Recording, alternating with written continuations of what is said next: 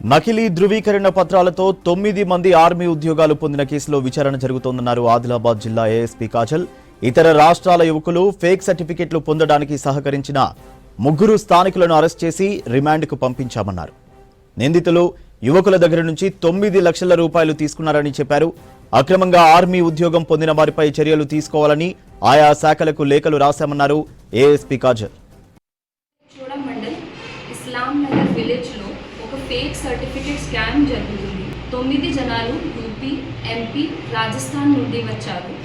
ఇక్కడ లోకల్ జనాలు సహాయం తీసుకొని వాళ్ళు fake Aadhaar card, fake 10th mark sheet, fake residence certificate తీసుకొని ఈ సర్టిఫికేట్ సహాయం తీసుకొని వాళ్ళు తెలంగాణ కోట నుంచి సెంట్రల్ ఆర్మ్డ్ పోలీస్ ఫోర్సెస్లో జాబ్ తీసుకున్నారు.